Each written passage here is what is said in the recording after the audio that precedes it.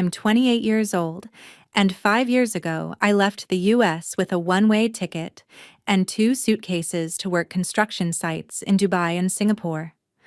I helped design and manage high-rise apartment projects that scrape the sky. But to my family, I was just the girl who ran away and probably ended up sleeping on sidewalks. When I finally came home after 5 years working abroad, I thought there would at least be a hug waiting for me. Instead, there was a car. No driver holding a little sign, no bouquet. Just my mom behind the wheel, engine running, eyes glued to her phone. She didn't even get out. I opened the passenger door, dragging my carry-on, my heart stupidly hopeful she'd look up and say she'd missed me. She didn't. She just glanced at my worn-out backpack, at my scuffed work boots, at the sweat on my face from dragging my bags through the terminal, and smirked. "Oh, the homeless one is back?" she said, loud enough that the people at the curb turned to stare. My dad and my aunt were in the back seat. They laughed like it was the funniest thing they'd heard all week. "Go wash that filth off you," my dad added. "Don't ruin the party." The whole car shook with their laughter. In that moment, standing half in, half out of the car, I felt 5 years of sleepless nights on foreign job sites, 5 years of skipped holidays and missed birthdays, 5 years of sending money home, collapse into one cold realization. They didn't see me as family. I was a punchline. I straightened up, set my bag back on the curb, and looked at them through the open door. "We'll see who ends up homeless," I said quietly. Then I shut the door and walked away from the car, from the airport, from them. 1 week later, I did something that sent my entire family into shock. Nobody in that house could believe what I'd done. Before I tell you what happened after I walked away from that car, and how I turned their little homeless joke into something they will never forget, tell me, what time is it where you are right now, and where are you watching from? I want to see just how far this family drama and revenge story can travel. I didn't see them again until the end of that week. They were hosting a big welcome home/family dinner that I hadn't agreed to, but the address was still the same, and a part of me needed to see with my own eyes what I'd really come back to. When I walked into the house, they looked at me like I was a stranger who had wandered into the wrong party. Conversations kept going. Nobody rushed over. I stood in the entryway with my suitcase still in my hand, listening to the clink of glasses and the fake cheerful laughter drifting from the living room. My mom noticed me first. She didn't hug me. She just wrinkled her nose at my jeans and plain t-shirt like I'd shown up wrapped in trash bags. "You actually came," she said. "Well, at least you're not dragging your little airport cart behind you. Go put your stuff somewhere. And seriously, you need to shower. You look like you've been sleeping under a bridge." My dad, standing near the drinks table, barked a laugh. My aunt, always the backup singer to their cruelty, added, "Careful, don't let her near the furniture, she might get concrete dust on it." People around them chuckled, some awkwardly, some openly. I scanned the room. There was no chair for me at the dining table. Every seat had a name card. Mine wasn't there. My place, the seat where I'd always sat growing up, was stacked with extra dishes and serving spoons like it was just spare counter space now. I tried to shrug it off and leaned against the wall, pretending I didn't care. I'd spent 5 years managing crews of 50 men on job sites, where if you messed up a calculation, steel and concrete could collapse. I thought that would make me immune to petty insults. But somehow, standing in my own childhood home, watching my family treat me like an uninvited guest, hurt more than any injury I'd ever gotten on site. At one point, someone asked my mom how long I'd be staying. She didn't even look at me. "Who knows?" she said. "She loves running away. Maybe we'll get lucky and she'll disappear again." The room laughed. I stared at the framed family photos on the wall, Birthdays, graduations, holidays I'd missed while I was sending them money from overseas so they could pay the mortgage on time. They never mentioned that part. They only remembered the version of me that was easy to mock. I stood there with a plastic cup of soda in my hand and realized something. They had edited me out of the family story while still cashing my transfers. And if I let it continue, I would always be the homeless one, even while I was building homes. So I smiled, swallowed the burn in my chest, and started planning. Tell me honestly, if your own family treated you like that in your own house, would you stay and laugh along, or start thinking about making them wish they'd never opened their mouths? The next morning, my phone started buzzing before I even opened my eyes. Missed calls, group texts, guilt-tripping voice messages. I flipped the phone over and stared at the cracked back cover, remembering how many nights I'd held it over foreign hotel pillows, checking exchange rates before wiring money home. This time, I let it ring. I went for a run instead, pounding the sidewalks of the city I'd grown up in but didn't recognize anymore. 5 years working abroad had turned me into something my family didn't understand. A structural engineer with international experience. A project manager trusted to oversee multi-million-dollar developments. While they laughed about me being homeless, I was literally helping design entire apartment complexes in countries they couldn't even locate on a map. I just signed a contract with a U.S. developer to lead a new mixed-income housing project on the edge of the city. It was exactly the kind of project I cared about. Solid, dignified homes for people who'd been pushed around by landlords and rising rents their whole lives. My first meeting with the development company was the day after that awful dinner. I sat in their glass-walled conference room, blueprints spread across the table, while the lead investor talked about timelines, loan structures, and city council approvals. When he mentioned they'd been quietly acquiring distressed properties in town, homes with owners behind on payments, mortgages the bank wanted to unload, something in my chest clicked. I knew my parents had refinanced the house 3 times. I knew because I'd been the one sending extra cash when they were a little short this month. At the time, it had felt like love. Now it felt like leverage. That night, out of morbid curiosity, I finally listened to one of my dad's voicemails. His voice was stiff, too cheerful. "Hey, kiddo, heard you're back to work already, huh? That's good. Listen, we've had some minor cash flow issues. Nothing serious. Your aunt had a business expansion that didn't go as planned. We might need a little help covering the mortgage for a couple months. You know, just until things settle down." There it was. No, sorry about last night. No, I'm proud of you. Just a request dressed up as casual conversation.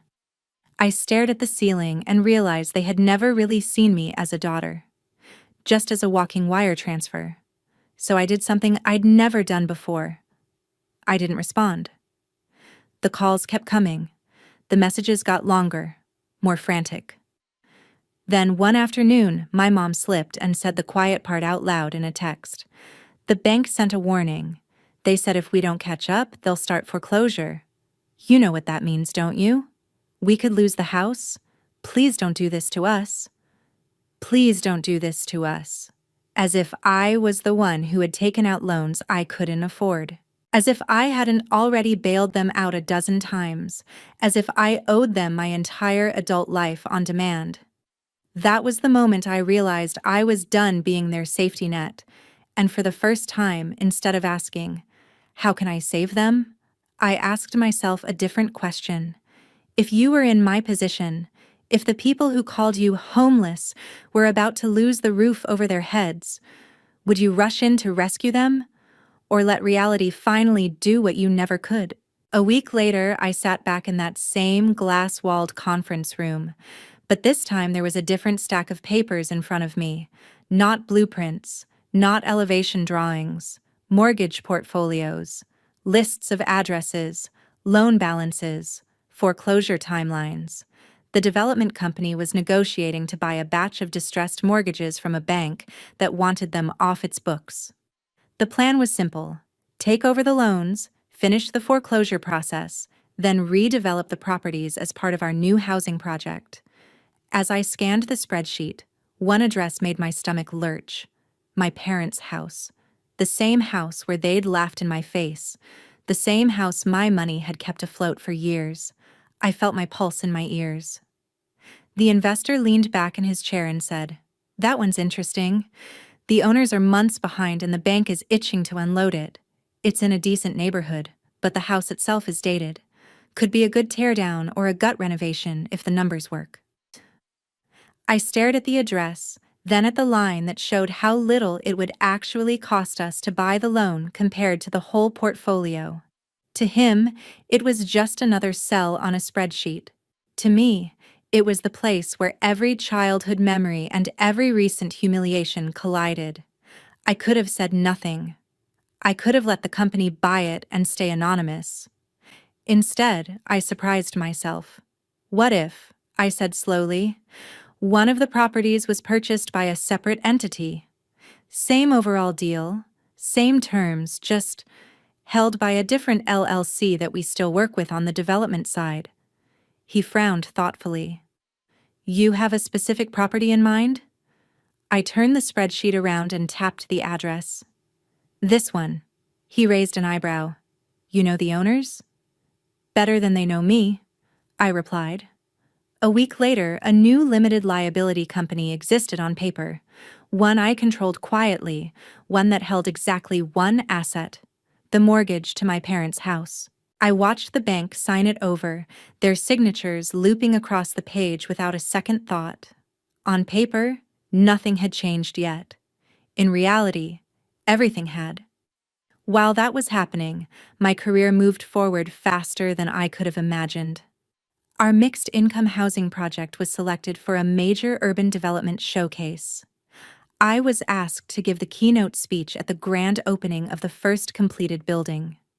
It would be live-streamed, covered by local media, a big, shiny moment where I got to talk about housing, dignity, and what it means to have a safe place to call home.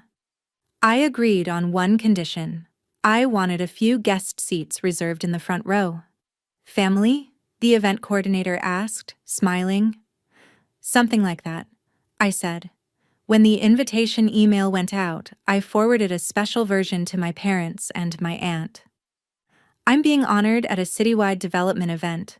Front row seats are reserved in your names. I thought you might like to see what I've been doing all these years since I left." I didn't mention the foreclosure notices that would be arriving at their mailbox around the same time, printed on crisp white paper with my LLC's name in tiny letters at the bottom. I didn't tell them that, legally speaking, I now had more control over their precious house than they did. That was the thing about concrete and steel and contracts. They didn't care about who you thought you were. They cared about who signed the paperwork. So I signed it.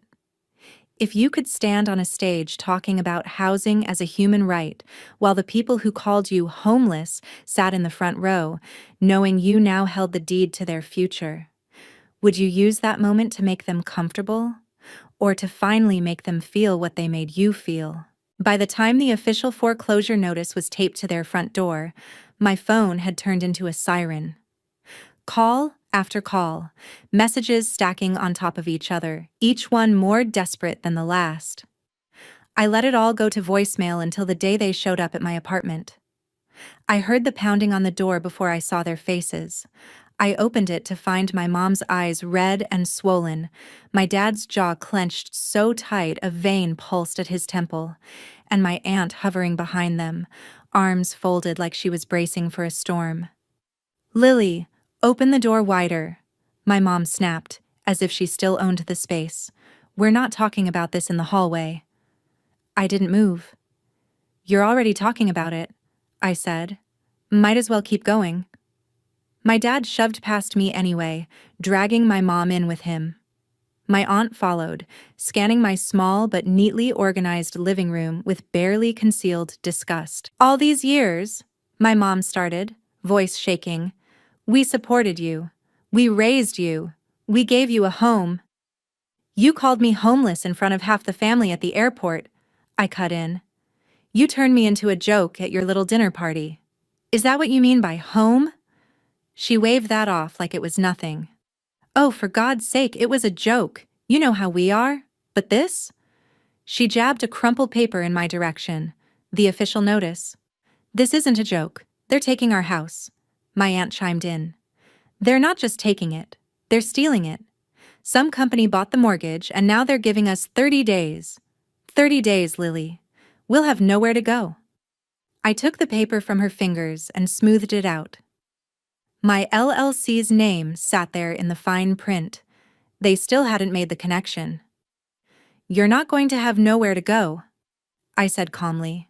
You're going to have exactly what every other family in this city has when they ignore warnings, max out loans, and treat their kids like ATM's consequences. My dad's face darkened. Is that what this is to you? A lecture? He took a step closer. We needed help, Lily. You've been working abroad, making all this big money, and we're drowning. And you're just going to stand there and let strangers throw us out? They're not strangers, I replied. They're your lenders. You signed the papers. You took the money.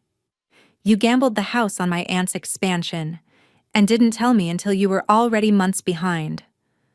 My mom's voice broke. We thought you'd come through like always. You always do. You always send money. You're our girl. Isn't that what family is for? I felt something inside me snap. Not loudly, but cleanly, like a cable finally giving way after years of strain. Family, I said slowly, is not calling your daughter the homeless one when she steps off a plane after 5 years of breaking her back to send money home. Family is not laughing when she has no seat at the table in the house her money helped save. Family is not only remembering my bank routing number and forgetting everything else about me. Silence spread through the room. My aunt cleared her throat. So that's it? You're going to let them take the house? You're going to let your parents end up on the street? I walked over to the small desk by the window and picked up 3 glossy envelopes from the stack I'd prepared. Their names were printed on each one in clean, professional font. I handed them out one by one. You're not going to end up on the street, I said. I already made sure of that. Those are front row tickets to the grand opening of Harbor Point Residences. I'm the lead engineer on the project. It's next week. You'll want to be there. My mom stared at the envelope like it was cursed. How is some apartment building party supposed to help us? Come and see, I replied. And for once, just sit and listen. They left my apartment with their envelopes, but without the answer they wanted. They still didn't know who owned their mortgage now. They still didn't understand that the person they'd treated like a walking paycheck had stopped being their safety net and started being something else entirely. Tell me, if you had one chance to put your whole story on a stage, with the people who hurt you trapped in the front row, would you give them comfort or a mirror? The day of the grand opening arrived clear and bright, the kind of morning that made the glass facade of Harbor Point Residences glow like a new beginning. The building stood tall against the skyline, 80 units, a mix of market rate and affordable apartments, community spaces on the ground floor, a rooftop garden.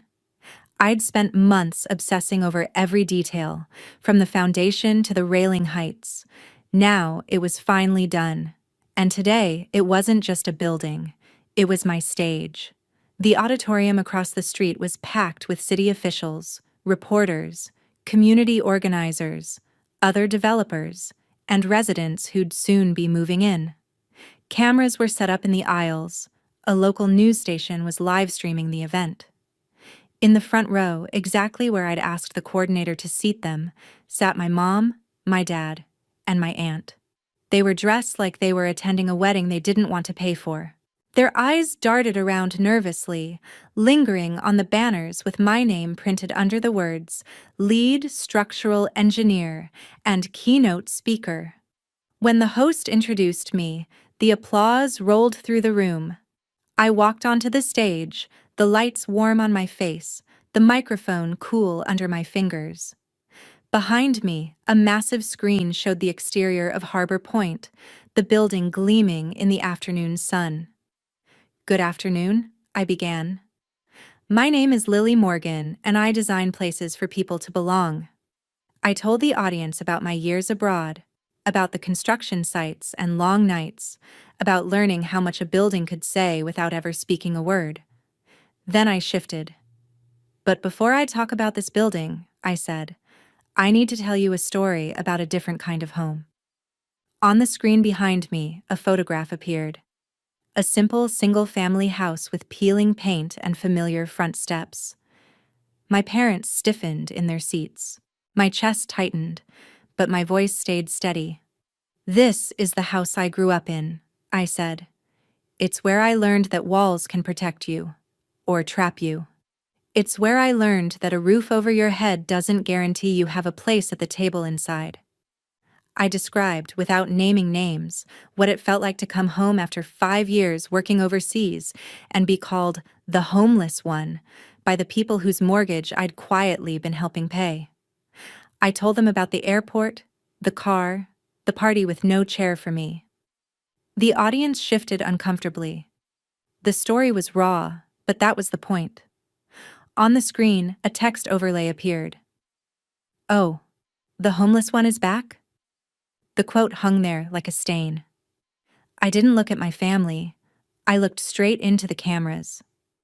"We talk about homelessness like it's just about people sleeping on sidewalks," I said. "But some of the most painful kinds of homelessness happen when you're standing in the middle of a room full of people who share your last name and still make you feel like you don't belong." Then I changed the slide. A scanned image of a foreclosure notice appeared.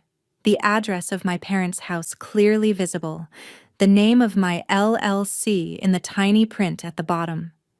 Murmurs rippled through the crowd. "When I came back," I continued, "I found out the house I grew up in was in danger of being lost. The owners had refinanced it over and over until the bank was ready to take it. They assumed that the homeless one would come running with a check like always. Instead, I did something else." I clicked to the next slide. The LLC name enlarged, then dissolved into my name. Gasps broke out. In the front row, my mom's hand flew to her mouth. My dad stared at the screen like he'd been slapped. "I bought the mortgage," I said simply. "Legally, transparently.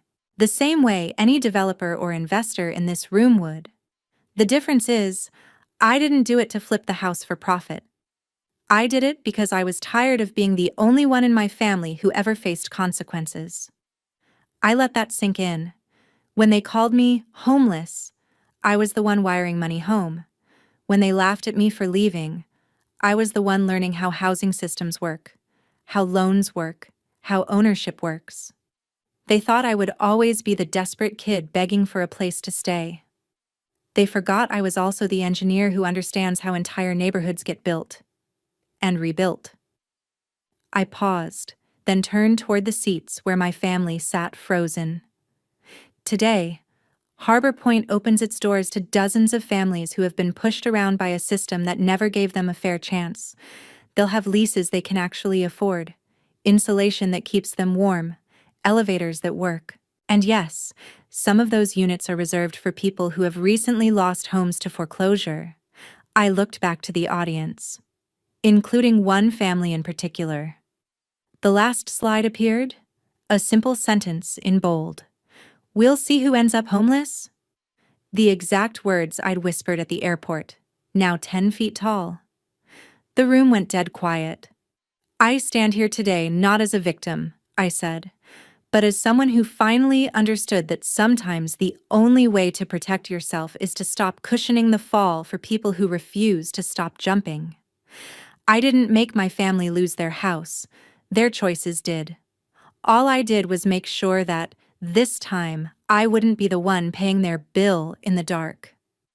I closed my speech by turning away from my past and toward the future, toward the building, the tenants, the community. The audience erupted in applause, some people on their feet. Cameras flashed. Somewhere in the front row, my mom began to cry. My dad stared straight ahead, stunned. My aunt looked like she might be sick. If you were in that room watching that reveal, would you say I went too far? Or finally just far enough? After the ceremony, the crowd spilled out into the plaza between the auditorium and Harbor Point. City council members shook my hand. Reporters pushed microphones toward my face. Future residents hugged me like I'd just handed them keys to a new life. Somewhere behind them, my family waited. I could feel their eyes on me like heat. Eventually, the cameras faded and the officials drifted off to their next meetings. I walked toward the edge of the plaza, where my parents and my aunt stood in a tight, miserable cluster, holding the gift bags all guests had received. My mom spoke first, voice trembling. How could you do that to us? Up there, in front of everyone? You humiliated us. I looked her in the eye. You did that yourselves at the airport, at the party, in every message where you only remembered me when you needed money. My dad shook his head, anger finally catching up to shock. Buying the mortgage? That's cold, Lily. That's not what family does. I let out a short, humorless laugh. Funny. I thought family also didn't weaponize the word homeless against their own kid. My aunt stepped forward. So what now? She demanded. You kick us out?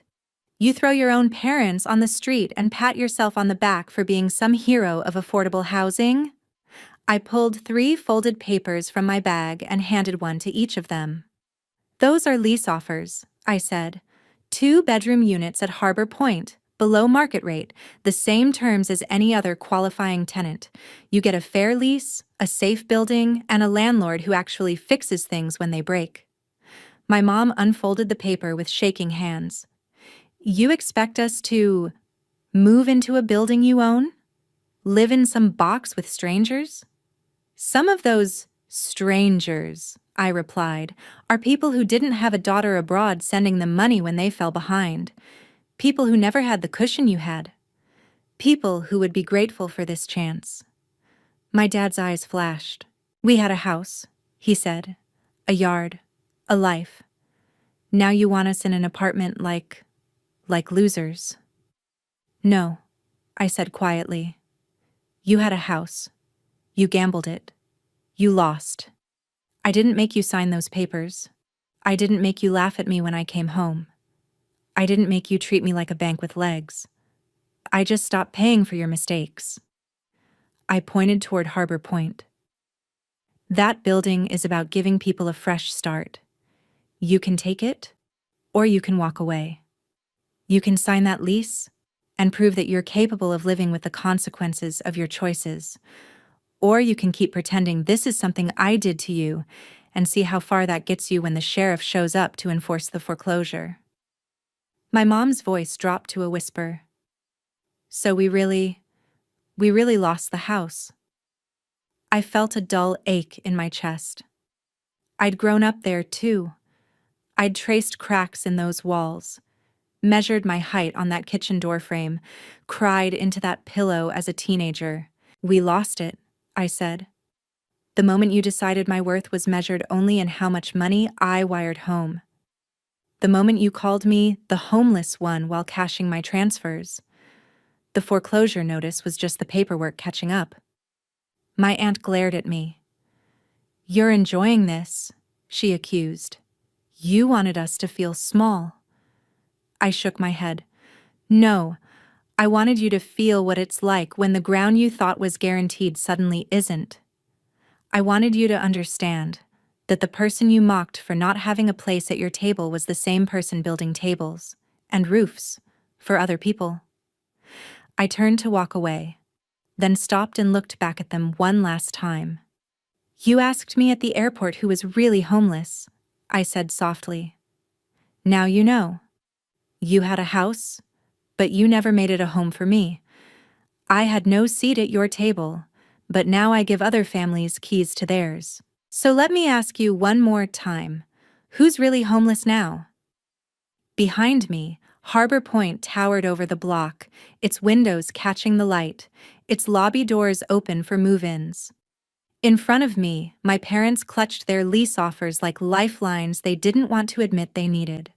I walked back toward the building I'd helped create, toward the families who were waiting for my signature so they could start over.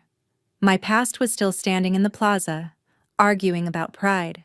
My future was up there on the higher floors, where new tenants would unpack boxes and hang photos and finally exhale. And as I stepped through the doors, one last question echoed in my mind. The same one I'll ask you. If the people who broke you came crawling back with eviction notices in their hands, would you forgive them and put them back at your table? Or let them sit for a while in the emptiness they created? Thank you for listening. In my point of view, the main villains in this story are the mother and the relatives who mock Lily and treat her like an ATM instead of a daughter. Their arrogance, greed, and lack of empathy make them easy to hate, but also important to study. They had a home, yet no real sense of family. Their downfall isn't just losing the house, it's realizing they pushed away the only person who truly tried to help. The positive lesson is clear. Never take love or support for granted.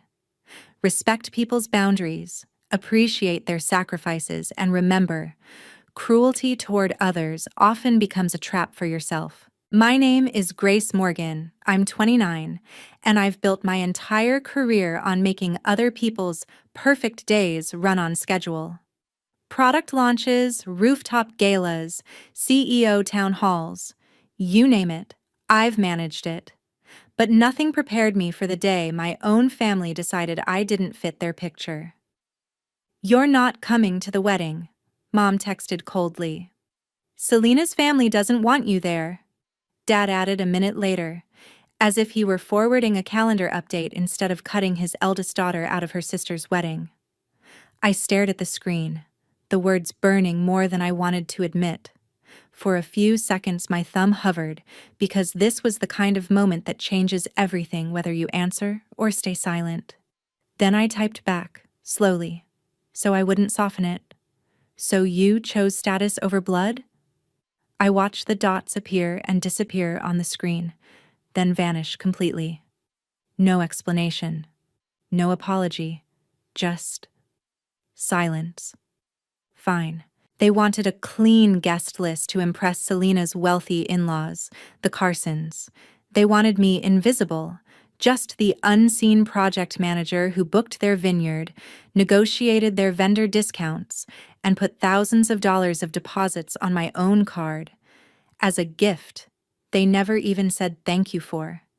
If I wasn't welcome in the room, my money and my work weren't going to be either. I opened my laptop, logged into the venue portal I'd set up under my own events LLC, and with a few clicks canceled the booking and redirected the non-refundable deposit to a different event date with one of my corporate clients. Then I moved on to every contract that had my name on it: catering, lighting, transportation. When I was done, I texted one more message. "I hope the Carsons appreciate what you sacrificed for their approval. Good luck with the wedding. You're going to need it." What I did after that, no one in my family saw coming. Before I tell you how far they went to fix the disaster I created, and what happened when they finally cornered me, tell me, what time is it for you right now? And where are you watching from? I really want to see how far this little Texas wedding fiasco travels. If you'd met us from the outside a year ago, you'd probably have thought my parents were just a normal middle-class family from Round Rock, Texas. Dad, an insurance broker who loved golf. Mom, a social media-obsessed PTA queen. Two daughters whose lives looked perfect in filtered photos. What you wouldn't have seen was the spreadsheet in my Google Drive titled "Family Favors Unpaid," or the way my name was missing from every speech, every caption, every bragging post. That spreadsheet started as a joke the year I graduated college. I'd just landed my first job as an assistant event coordinator for a software company in Austin. My boss teased me that I could manage chaos in my sleep, and he wasn't wrong. When my parents realized I could negotiate with vendors and build timelines, they started treating me like their personal logistics department. High school graduation party for my little sister? Grace will handle it. College move-in? Grace will drive the U-Haul. Surprise engagement party? Grace will book the rooftop bar, the photographer, and the dessert table, and, somehow, pay the deposits, because we'll pay you back when things aren't so tight. They never did. As my career grew, I became corporate events manager for a cybersecurity company, planning conferences with seven-figure budgets. My sister's life turned into a highlight reel. When Selena won a local Rising Nurse of the Year award, I edited the video montage that played on the ballroom screens. At the gala, Mom posted an Instagram caption that read, "So proud of our brilliant girl and her hard work." The video got hundreds of likes. I got a text later that night. "You didn't add the song I wanted, but it turned out okay." When Selena got engaged to Daniel Carson, a hospital administrator whose parents sat on local nonprofit boards and donated to the symphony, my phone lit up, not with news, but with tags. I found out via a reposted TikTok of the proposal in downtown Austin, fairy lights, and a hired violinist. In the blurry background, though, right next to the hired photographer, was my own tripod. Weeks earlier, Mom had called. "Can you lend your equipment? It's just sitting there anyway." I'd mailed her my backup camera, assuming I'd be invited to help, to fuss over angles, to fix stray hairs. Instead, I watched the proposal like everyone else, through a screen, with my own camera gear being handled by a stranger. Still, when Selena called the next day, squealing through the speaker, I swallowed the hurt. "I want you to plan everything," she said. "You're the only one I trust to make it perfect." And God help me, I said yes. It started with a Pinterest board and ended with an entire Notion workspace. Budget trackers, vendor lists, mood boards, and a master timeline that could have run a Fortune 500 conference. I leveraged my work connections to get them a dream venue, a hill country vineyard that booked out 18 months in advance. I put the deposit down through my events LLC to get my corporate discount. When I suggested adding Dad as a co-signer on the contract, Mom waved it off. "Why complicate it? You've got this, honey." That should have been my first red flag. The second came at a tasting dinner with the Carsons. We sat at a long farm table under Edison bulbs while the venue served up miniature versions of braised short ribs and truffle mashed potatoes. Mrs. Carson leaned toward my mother and said, in a voice just loud enough for me to hear, "It's so generous that Selena's sister is pitching in. I know event work isn't exactly a long-term career, but it must be fun while it lasts." It wasn't what she said. It was how she said it. Like my entire job was an extended hobby she tolerated for the sake of her son's wedding. Dad chuckled, trying to smooth it over. "Grace is good with details. She's always been helpful.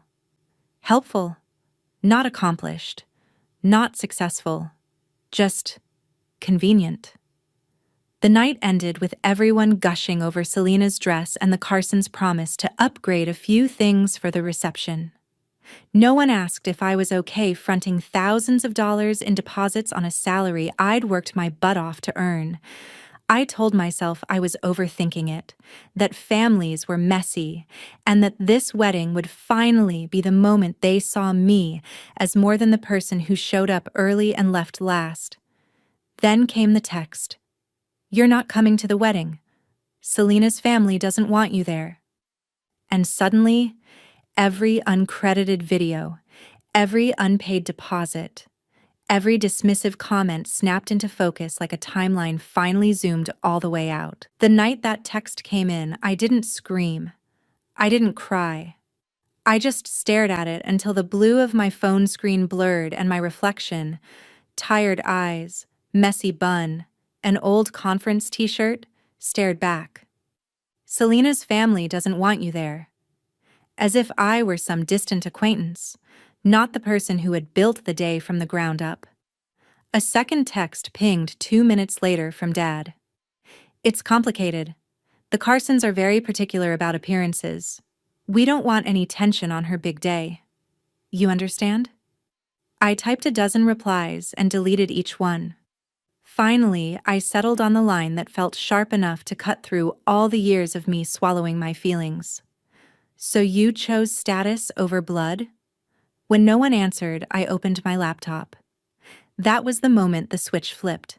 Not from calm to rage, but from daughter to project manager.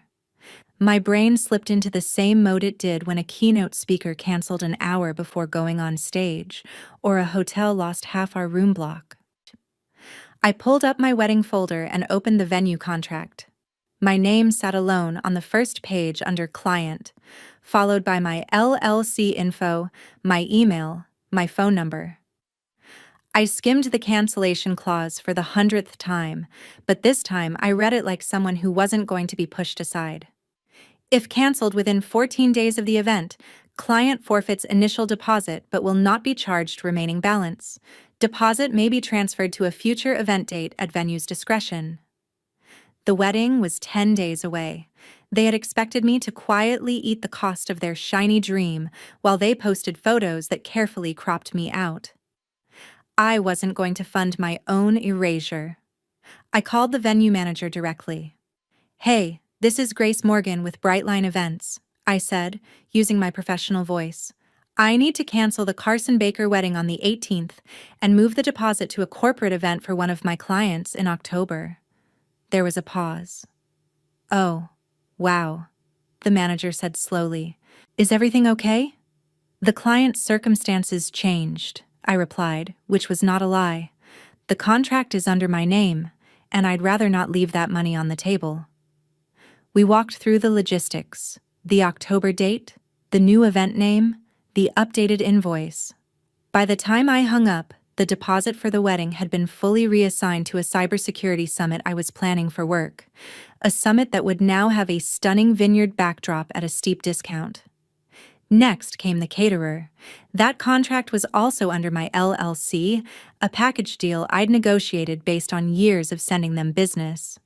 Their lead chef sounded sympathetic but unsurprised.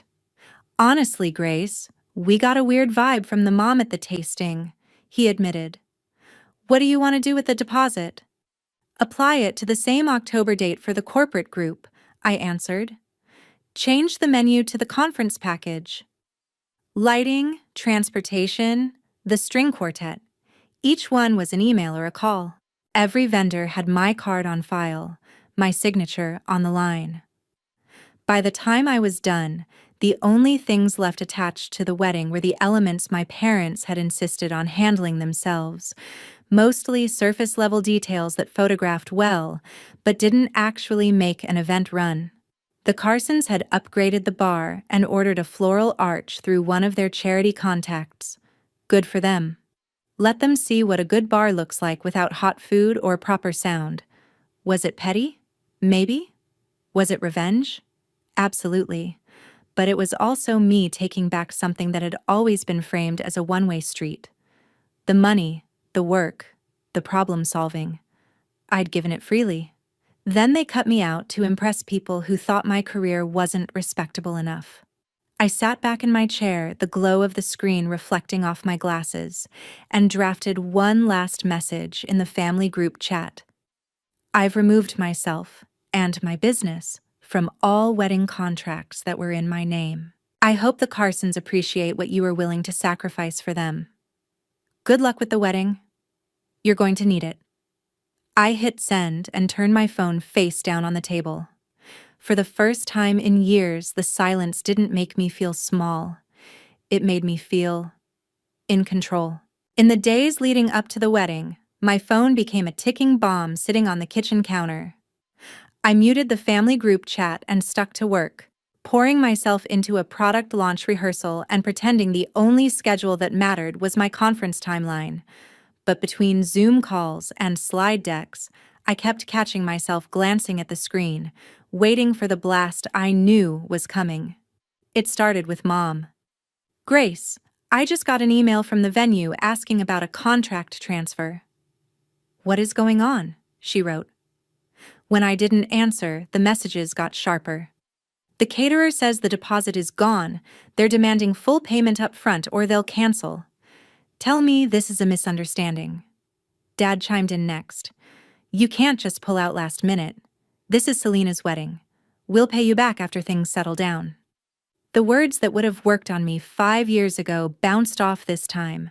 They'd said, after things settled down about my college tuition reimbursement, the emergency loan for Selena's car, and the money I fronted for Mom's surgery deductible. I was still waiting. Selena's message hit different. It came late, 3 nights before the wedding, at 1:13 a.m. I heard you canceled the venue. Tell me that's not true. I know Mom and Dad said things they shouldn't have, but this is my wedding, Grace. Why would you do this to me? I stared at that one the longest, because the honest answer was ugly. I wanted her to feel, for once, what it was like to be left out of the plans. But revenge wasn't the whole truth. I typed slowly. I took back my gift. You were okay with me paying for the dream wedding, but not okay with me being there. That's not a mistake, Selena. That's a choice. The typing dots flashed on and off for nearly a minute before her reply came in. You're being dramatic. You know how Mom is about appearances. The Carsons have certain expectations. We just needed the day to be simple. Simple, as if cutting off your sister to please rich strangers was simple. I turned the phone over again and let it buzz itself stupid. The next morning, a florist I sometimes subcontract with sent me a DM on Instagram. Hey, heard through the grapevine your sister's wedding is melting down. Your mom tried to book us last minute at full price. No contract, no deposit, wanted to sort it out after. We passed. I couldn't help it. I laughed. Not a happy laugh, but the startled kind you let out when something is so on brand for your family it's almost funny. It wasn't that I wanted them humiliated. I just wasn't going to be the parachute this time. The day before the wedding, a courier showed up at my apartment with a long white box and a crisp envelope taped to the lid. Inside was an expensive bouquet of white peonies and eucalyptus, the sort of thing bridesmaids held in styled shoots. The envelope held a handwritten note in my mother's looping script. Gracie, we've all said things in the heat of the moment. This day is bigger than any one person's feelings. Please don't ruin your sister's future over a misunderstanding. If you can fix what you changed with the vendors, we'll talk after the honeymoon about everything. Love, Mom. There was also a second envelope, thinner, with my name in my father's handwriting. It held a personal check for exactly 1/3 of the venue deposit, nowhere near what I had put on my card for the entire wedding portfolio. It was less an apology than a negotiation. Here's a small token. Now restore our image. I stood in my kitchen holding both envelopes, the flowers on the counter between my elbows. For a split second, I saw the version of this story where I caved, where I made some frantic calls, salvaged what I could, and watched from my couch as they posted sunset photos tagged #CarsonWedding, pretending none of this had ever happened. Then I saw the other version, the one where I kept my promise to myself and stopped fixing problems for people who didn't mind erasing me. I walked the bouquet to the trash can, hesitated, then grabbed an old mason jar, filled it with water, and stuck a single stem in. I left it on the table and threw the rest away. You can keep one pretty thing, I muttered to myself. The rest of this mess is on them. The morning of the wedding, I woke up earlier than I needed to. I made coffee, opened my laptop, and checked the event portal for the corporate summit. The October date glowed on the screen with a tiny green confirmed icon. That deposit wasn't coming back to my parents' side of the ledger. It was already invested in a future where my skills and my work were respected. Around 10, my phone buzzed with a screenshot from my best friend, Tina. It was a Facebook post from one of Mom's PTA friends. Pray for my friend's family today. Her daughter's wedding is having major vendor issues. Can't say more, but it's a big mess. Underneath were comments. Didn't they book that fancy vineyard? Hope it's not the Carsons. I heard they're very particular. I stared at the screen, the coffee cooling in my hand. They were spinning, hard. And for the first time in my life, I wasn't on their crisis management team. I could have stayed home and watched the disaster unfold through filtered photos and secondhand gossip. Instead, a calm, almost clinical thought slid into my mind. I wanted to see what happened when I wasn't there to patch the holes. Not to gloat. Okay, maybe a little. But to witness the moment my family realized I wasn't their safety net anymore. I got dressed in dark jeans, a simple blouse, and flats. Not wedding guest formal, but not sloppy either. Neutral. I grabbed my keys and headed for the backup location the PTA gossip had mentioned in the comments. A lakeside restaurant that sometimes rented its banquet room for last-minute events. The vineyard was gone. The dream had already cracked. I just wanted to see how loud it would shatter. The restaurant on the lake looked like every last-minute banquet spot I'd ever seen. White tablecloths fighting with overhead fluorescents, a crooked sign at the entrance, Carson Baker wedding, private event. A few guests in pastel dresses hovered outside, staring at their phones. "Is this the right place?" one asked. "Pretty sure," I said. There was a venue change. Inside, staff hustled with trays of chicken skewers and Costco dinner rolls. No floral arch, no quartet, no curated lighting, just ficus trees draped in tulle and a DJ sweating over tangled cables. This was what happened when you ripped out the backbone of an event and tried to fake it in a week. At the far end, Mom stood in navy, smile sprayed on like her hair. Dad paced with his phone, face too red. The Carsons hovered near the makeshift arch, radiating disappointment. Guests trickled in, their printed vineyard programs already obsolete. Then Selena appeared from a side door in her gown, bridesmaids flanking her with mismatched bouquets. She looked gorgeous, but every muscle in her face screamed strain. "DJ's late. Officiant has another ceremony at 3. Photographers at the vineyard," a bridesmaid hissed. "She says she'll try to make it." Panic flickered in Selena's eyes. Mom's gaze swept the room and froze on me. Relief flashed for half a second before it curdled into fury. She strode over, heels sharp against the tile. "You should not be here," she hissed. "After what you did? This is not the time." "Relax," I said. "I'm in the back. Consider me a ghost." "We had to scramble to find this place," she snapped. "Do you know how humiliating this is? The Carsons are furious. This reflects on their family." "On their family," I said. "You disinvited your own daughter to impress them. This reflects on you." Dad joined us, tie crooked. "What exactly did you change?" he demanded. "The vineyard is gone," the caterer demanded full payment. "The band says there was no contract." "What did you do?" "I moved my contracts to an event where I'm allowed in the room," I replied. "I stopped funding people who pretend I don't exist." His mouth tightened. "Do you have any idea what this is costing us?" "I've had that spreadsheet for months," I said. "You were fine with the cost when it made you look generous. You just didn't want me in the picture." Before he could answer, the mic squealed at the front. The backup officiant announced they were starting. Guests shuffled into seats. Mom shot me a final glare. "Do not make a scene. This is about your sister." I watched the ceremony from the back. No vineyard, no oak tree, just a generic room where vows about loyalty bounced off walls that still smelled like last night's fish special. Halfway through, a server dropped a tray. A toddler cried. The sound system glitched during For Better or Worse. It was like the room itself refused to cooperate with the fantasy. Finally, "You May Kiss the Bride." The DJ played the wrong recessional song.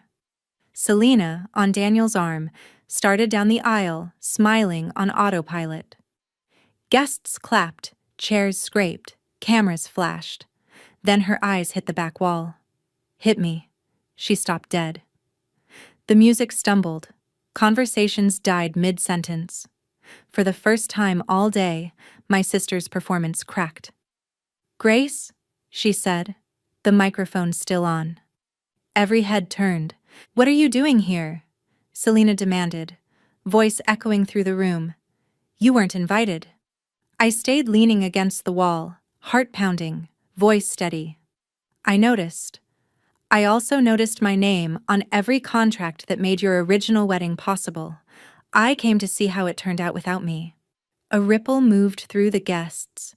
Mrs. Carson's gaze darted between me and my parents, eyes narrowing. "Is this why we're in a restaurant?" she asked. "Because the vineyard was mishandled?" Mom blanched. "We had some unexpected issues," she began. "This isn't the time." "It's exactly the time," I cut in. "You're here instead of at Blue Ribbon Vineyards for one reason. You decided I was good enough to pay for the fantasy, but not good enough to stand in the background of your photos." Dad stiffened. "We asked you to stay away because we didn't want drama. And what did you do? You made everything about you." I laughed once. "Dad, everything has been about Selena since we were kids. I made her banners, edited her essays, filmed every milestone, then sat in the second row while you bragged. When I got promoted, you didn't even mention it. When she got engaged, I built the dream you wanted, and you cut me to impress people who think my career is a hobby." I turned to Selena. "You asked me to plan this because you trusted only me. Then you let Mom text me like I was a risk factor." Tears pooled in her eyes. "You know that's not what I meant," she said. "The Carsons have standards. Mom was worried you'd say something or show up in your work clothes." The words sounded worse out loud. "You mean the clothes I wear while running events people like you brag about?" I asked. I pulled up the venue contract on my phone and held it out to the Carsons. "Client, Brightline Events, LLC. That's me. I booked the vineyard, negotiated the rate, and paid the deposit. When I was disinvited, I canceled under the clause and moved my deposit to a corporate summit. Legally, cleanly." The room went still. Mr. Carson scanned the screen, jaw tightening. "So we're standing in a backup restaurant," he said slowly, "because your parents allowed us to believe they secured a venue they did not control, and then pushed out the person who did?" Mom sputtered. "We were going to fix it. We just needed time. We thought Grace would understand, and she overreacted." "I took back money and labor you never respected," I said. "That's not an overreaction. That's a boundary." A guy from Daniel's side muttered, "So you fired your event planner and then got shocked when the event tanked." A few nervous laughs slipped out. Selena's shoulders sagged. "I didn't know the contracts were in your name," she whispered. "I thought Mom and Dad handled it. They were terrified of losing the Carsons' respect. They said we couldn't risk a scene. I thought you'd just show up later or we'd fix it after." "You thought I'd stay useful," I said, "even while you erased me." She sobbed. "So this is punishment. You ruined my wedding." "You still got married," I said quietly. "You have your husband. I didn't destroy your relationship. I destroyed the illusion that you can treat people like staff and expect loyalty forever. I was always your sister, but you only treated me like a resource. Today you found out what happens when the resource logs out." Daniel stepped forward, surprising us both. "She's right," he said. "I told you I was uncomfortable with how this was handled. Disinviting your own sister? I should have pushed harder. Mom, Dad, don't act blindsided. You've dismissed Grace's job from day one. If this is what it took to expose that, maybe we earned this mess." My parents looked like someone had yanked the floor out from under them. "We just wanted better for you girls," Dad muttered. "We thought if Selena married into that circle, it would open doors." "For her," I said. "Doors I built and held while you kept my name off the plaque." I took a breath. "I'm not here to beg for a public apology. I don't care what these guests think of me. I'm here to say this, out loud, one time. I'm done being the person you only see when you need something. I won't be your invisible safety net anymore. My voice didn't shake. Selena's makeup streaked down her face, the bridal image fully shattered. So what now? She whispered. You just walk away? I thought of the October summit at the vineyard, my name on every run of show. What happens now is up to you, I said. You can keep telling yourself I'm dramatic, or you can face the fact that you threw me out to impress strangers. Either way, I'm not sliding back into the old role. I stepped closer just long enough to say, I hope your marriage is stronger than your fear of looking imperfect. Relationships don't survive on curated images, they survive on respect. I haven't seen much of that from you when you didn't need something. Then I turned and walked toward the side door. No slammed chairs, no shouting, just a steady exit while the room buzzed behind me, finally forced to see the person who'd always been standing just out of frame. Outside, the noise of the reception dulled to a muffled thump behind the restaurant walls. The lake shimmered in the afternoon light. A couple of kids tossed pebbles at the water, oblivious. I gripped the railing, letting the adrenaline drain out of my hands. My whole body shook, but it felt more like release than fear. The door creaked. You really detonated that timeline, Tina said, joining me at the railing. You okay? Weirdly. Yeah, I said. It's like I finally said the part I've been editing out of my own story. They're in there spinning like it's a PR crisis, she said. Carson's versus Morgan's. Honestly, I'm glad someone finally said it to their faces. I shrugged. They'll survive. Embarrassment doesn't kill you. It just strips off the filters. For years, "Don't embarrass us" had been their favorite leash. Today I dropped the leash on the floor. A few minutes later, the door opened again. I braced. It was Selena. Veil gone, hair mussed, mascara streaked. For the first time all day, she looked like a person instead of a picture. Tina squeezed my arm and slipped inside. If you came out here to punch me, I don't have energy to duck, Selena rasped.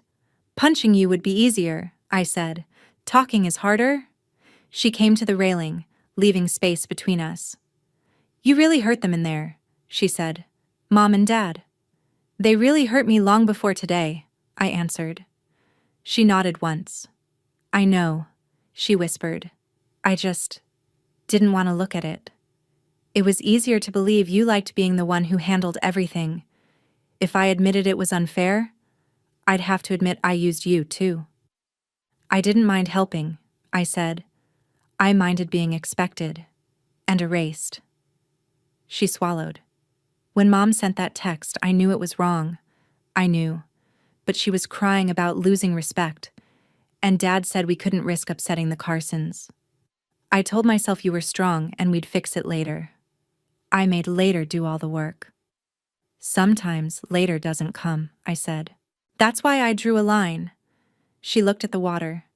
So, are you done with us? Forever? I don't have a forever plan, I said. I know I need real space to build a life where I'm not constantly proving I deserve a chair at the table I set. If we ever rebuild anything, it'll be with boundaries that stay in place when it's inconvenient. Her voice dropped. Do you hate me? It was the most honest thing she'd asked all day. I thought of our childhood, the late nights on piano benches and practice fields, all the ways we'd been cast in roles we didn't write. No, I said. I don't hate you. I hate the script we were given. You got to be the star. I got to be the stagehand. Mom and Dad liked it that way, and we both played along. She blinked hard. Then what does love look like to you now? It looks like people who apologize without turning themselves into the victim, I said. Parents who care more about their kids' mental health than their social status. A sister who doesn't wait until her wedding day to decide if I'm good for optics. She let out a wet little laugh. Daniel told my parents he's not going on the honeymoon until they agree to therapy, she said. He actually said the word boundaries to Mom. I thought she'd pass out. I felt my mouth curve. That was the real price landing, not just a ruined aesthetic, but consequences they couldn't charm their way around. Good, I said. Maybe having to tell the truth to a stranger in a quiet office will do more than 100 pretty photos ever could. She took a breath. If we go too, me and you, to therapy, would you ever consider being in the same room as me again? Not now. Not next week. Just someday. I pictured the October summit at the vineyard. My name on the signage, staff asking me where to place the stage, not my parents. Maybe one day I'd invite her to see that world on my terms. Someday is more honest than never, I said. So, maybe, if the work is real and not just for show. She nodded like someone accepting terms. Okay. We didn't hug, we just stood there, two women in expensive clothes staring at a lake while a messy reception limped on behind us. A few weeks later, I was back on that vineyard hilltop, headset on, watching a cybersecurity keynote wrap under the lights I'd once imagined for Selena's first dance. The venue manager smiled. "I'm so glad this date went to you," she said. "The last couple that tried to scramble something together? It was rough. They didn't have a grace." "Yeah," I said. "I heard." That night at home, my phone buzzed. A photo from Selena. Her and Daniel on a couch beside a woman in a sensible blazer.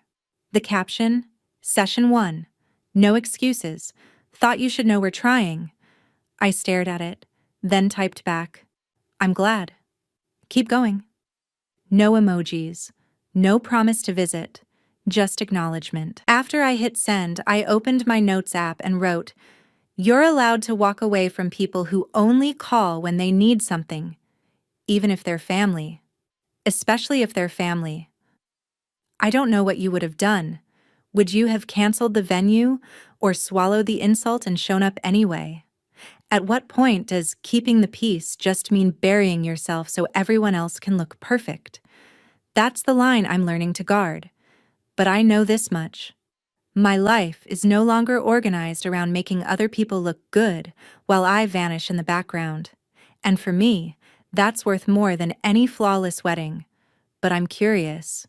Where would you have drawn the line in my place? From my point of view, this script isn't just about payback for the drama. It's about the exact moment a daughter finally steps out of the role of unpaid firefighter in her own family. Grace canceling the venue and pulling her money and labor back isn't about destroying a wedding. It's her saying clearly, family shouldn't be built on disrespect and exploitation. In real life, a lot of people are taught to tolerate everything for the sake of peace, but the price is their self-worth and mental health. The key plot beats in this story highlight that healthy boundaries, mutual respect, and the courage to say no to unfair treatment are not cruel. They're necessary. That, in itself, is a form of love too. Love for yourself, and a lesson many families seriously need to relearn.